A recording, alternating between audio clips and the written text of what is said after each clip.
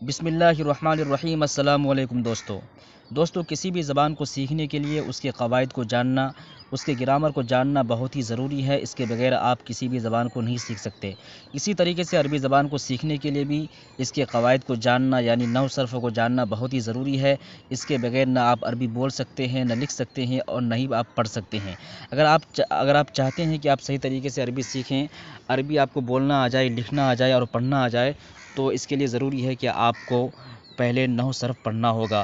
لہٰذا میں نے نحو صرف پڑھانے کے لیے جو سب سے پہلی کتاب میں نے چنی ہے، وہ اس کتاب کا نام ہے آسان صرف۔ یہ کتاب بہت ہی آسان ہے اور آسان زبان میں لکھی گئی ہے اور بہت اچھی کتاب ہے۔ لہٰذا میں چاہتا ہوں کہ پہلے میں آپ لوگوں کو یہ کتاب پڑھاؤں اور اس کتاب کے بعد پھر ہم آئندہ کوئی دوسری کتاب نحو کی پڑھیں گے جس میں ایڈوانس لیول کے قواعد ہوں گے۔ تو چلیے شروع کرتے ہیں۔ تو اس میں جو پہلا سبق ہے وہ ہے علم صرف کی تعریف میں۔ علم صرف وہ علم ہے جس سے لفظوں کی گردان، صیغوں کی پہچان اور ایک صیغہ سے دوسرا صیغہ بنانے کا طریقہ معلوم ہو۔ یہ علم صرف کی اصطلاحی تعریف ہے۔ علم صرف کسے کہتے ہیں؟ صرف کے معنی ہے الٹنا، پلٹنا، پھیرنا۔ اس کو علم صرف اس لیے کہا جاتا ہے کہ اس علم صرف کے اندر ہم ایک لفظ لیتے ہیں، ایک کلمہ لیتے ہیں اور اس کو بار بار الٹتے پھرتے ہیں۔ جیسے فعل، فعل، فعل، فعلوا، فعلت، فعلتا، فعلنا، فعلت، فعلتما، فعلتم، فعلتی، فعلتما، فعلتن، فعلتو، فعلنا۔ ایک فعل سے 14 صیغے ہم نے بنا لیے۔ اسی طریقے سے یفعلوا، یفعلان، یفعلون، تفعلوا، تفعلان، یفعلن، تفعلوا، تفعلان، تفعلون، تفعلین، تفعلان، تفعلن، افعلوا، نفعلوا۔ تو ایک یفعلوا سے کتنے سارے صیغے بن گئے؟ تو لہٰذا ایک کلمہ سے بہت سارے کلمہ وجود میں آ جاتے ہیں۔ ایک لفظ کو لیتے ہیں، اس کو بار بار الٹتے پھیرتے ہیں اور اس سے بہت سارے الفاظ بناتے ہیں، بہت سارے۔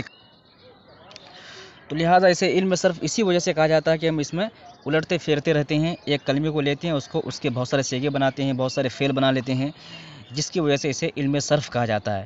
تو یہ تو ہو گئی لفظی تعریف، اور اصطلاحی تعریف یہاں پر دیے ہوئے ہیں۔ علم صرف، علم صرف کیا ہے؟ یہ اصطلاحی تعریف ہے۔ علم صرف وہ علم ہے جس سے لفظوں کی گردان، جیسے فعل سے فعلا، فعلوا، فعلت، فعلتا، فعلنا، یہ گردان ہے۔ ایک فعل سے 14 صیغے بن گئے، اسی کو گردان کہتے ہیں۔ صیغوں کی پہچان، جیسے اگر کوئی کام کرنے والا مذکر ہے تو اس کے لیے کون سا صیغہ استعمال ہوگا؟ کسی کام کو انجام دینے والا یا کسی کام کو کرنے والا اگر مؤنث ہے تو اس کے لیے کون سا صیغہ استعمال ہوگا؟ کوئی کام کرنے والا اگر حاضر ہے تو اس کے لیے کون سا صیغہ استعمال ہوگا؟ کسی کام کو کرنے والا اگر کوئی غائب ہے تو اس کے لیے کون سا صیغہ استعمال ہوگا؟ جیسے فعل اس ایک مرد نے کیا تو فعل اس شخص کے لیے استعمال ہوگا جو حاضر نہ ہو بلکہ غائب ہو اور مذکر ہو۔ فعلت اس ایک عورت نے کیا، یہ صیغہ اس عورت کے لیے استعمال ہوگا، اس شخص کے لیے استعمال ہوگا جو حاضر نہ ہو اور مؤنث ہو۔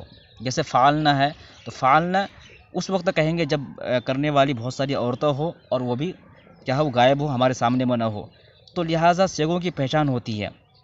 جب آپ علم صرف سیکھیں گے تو آپ کو صیغوں کی پہچان ہوگی۔ کوئی کام کرنے والا یا کہنے والا اگر مذکر ہے تو اس کے لیے کون سا صیغہ استعمال کرنا ہوگا، اگر متکلم ہے تو اس کے لیے کون سا صیغہ استعمال کرنا ہوگا۔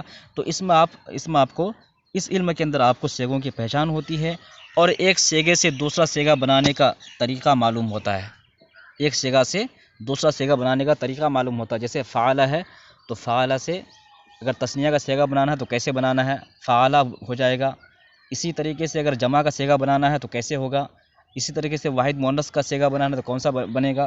واحد مذکر حاضر کا صیغہ بنانا ہے تو کیسے بنے گا؟ تو اس کے اندر علم صرف وہ علم ہے جس سے لفظوں کی گردان معلوم ہوتا ہے، صیغوں کی پہچان ہوتی ہے اور ایک صیغہ سے دوسرا صیغہ بنانے کا طریقہ معلوم ہوتا ہے۔ اس علم کو سیکھنے کا فائدہ کیا ہے؟ اس علم کا فائدہ یہ ہے کہ اس سے الفاظ کو صحیح پڑھنا آ جاتا ہے۔ اس کا فائدہ یہ ہے کہ اس سے الفاظ کو صحیح پڑھنا آ جاتا ہے۔ اب آگے پڑھتے ہیں چند ضروری اصطلاحات۔ ضمہ کسے کہتے ہیں؟ تو ضمہ پیش کو کہتے ہیں۔ اردو میں جسے ہم پیش کہتے ہیں، علم صرف کی زبان میں ہم اسے ضمہ کہیں گے۔ ضمہ پیش کو کہا جاتا ہے۔ فتحہ زبر کو، فتحہ کسے کہا جاتا ہے؟ زبر کو کہا جاتا ہے۔ اور کسرہ زیر کو، یعنی ضمہ پیش کو کہا جاتا ہے، فتحہ زبر کو کہا جاتا ہے اور کسرہ زیر کو کہتے ہیں۔ مضموم، مضموم کیا ہے؟ تو مضموم کے معنی ہے پیش والا حرف، یعنی ضمہ پیش کو کہتے ہیں اور پیش والے حرف کو مضموم کہتے ہیں۔ ضمہ کسے کہتے ہیں؟ ضمہ پیش کو کہتے ہیں اور پیش والے حرف کو مضموم کہتے ہیں۔ جس حرف پر پیش ہے اس حرف کو ہم مضموم کہیں گے۔ مفتوح زبر والے حرف کو کہتے ہیں، یعنی جس حرف پر زبر ہو اس حرف کو ہم مفتوح کہیں گے۔ اور مکسور زیر والا حرف، یعنی وہ حرف جس پر زیر ہے اس کو مکسور کہیں گے۔ تو مضموم پیش والا حرف، مفتوح زبر والا حرف اور مکسور زیر والا حرف ہے۔ تنوین دو زبر، دو زیر اور دو پیش کو کہتے ہیں۔ تنوین کسے کہتے ہیں؟ دو زبر، دو زیر اور دو پیش کو کہتے ہیں۔ حرکت زبر، زیر اور پیش کو کہتے ہیں۔ حرکت کسے کہتے ہیں؟ زبر، زیر اور پیش کو کہتے ہیں۔ متحرک کیا ہے؟ متحرک وہ حرف ہے جس پر کوئی حرکت ہو، یعنی جس پر کوئی پیش ہو یا زبر ہو یا زیر ہو، ان تینوں میں سے کوئی بھی ہو کسی حرف پر تو اس حرف کو متحرک کہیں گے۔ زبر، زیر، پیش کو حرکت کہتے ہیں اور جس حرف پر زبر، زیر یا پیش ان تینوں میں سے کوئی بھی ہو اس حرف کو متحرک کہیں گے۔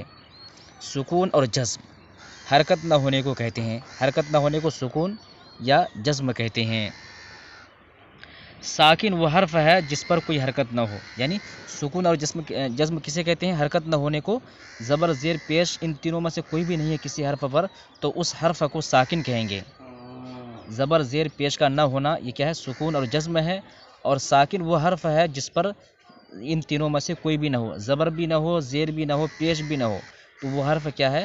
وہ حرف ہے ساکن۔ تشدید ایک جنس کے دو حرفوں کو ایک لکھنا اور دو پڑھنا، جیسے ربن کی با، یعنی ایک جنس کے دو حرف ہے اس کو ہم ایک بار لکھیں گے لیکن پڑھیں گے دو بار، اسی کو تشدید کہتے ہیں۔ جیسے ربن کی با، ربن کی با کو با ایک بار لکھا گیا ہے لیکن ہم اسے دو مرتبہ پڑھ رہے ہیں، جیسے ربن، ربن با کو دو مرتبہ پڑھا جا رہا ہے، لہٰذا یہ کیا تشدید ہے۔ اور حرف مشدد کی علامت کو بھی کہتے ہیں، تشدید حرف مشدد کی علامت کو بھی کہتے ہیں۔ تو تشدید کی علامت یہاں پر دیا ہوا ہے، یہ کیا تشدید ہے؟ یہ جو دکھ رہا ہے آپ کو یہ تشدید ہے۔ مشدد تشدید والا حرف جیسے ربن کی با، یعنی جس حرف پر تشدید ہوگا، جس حرف پر یہ ہوگا یہ والا، وہ کیا ہے؟ مشدد ہے۔ جیسے ربن، ربن کی با، تو ربن کی با پر یہ ہے تشدید ہے، لہٰذا ربن کی با کیا ہو گیا؟ مشدد ہو گیا، تشدید والا حرف ہو گیا۔ تو تشدید والے حرف کو مشدد کہتے ہیں۔ یہ سب آپ نورانی قاعدہ میں پڑھ چکے ہیں تو اس کو زیادہ سمجھنے کی ضرورت نہیں، پہلے سے آپ جانتے ہیں۔ اور انشاءاللہ کل یہ دوسرا سبق پڑھنے والے ہیں اور یہ بھی بہت آسان ہے۔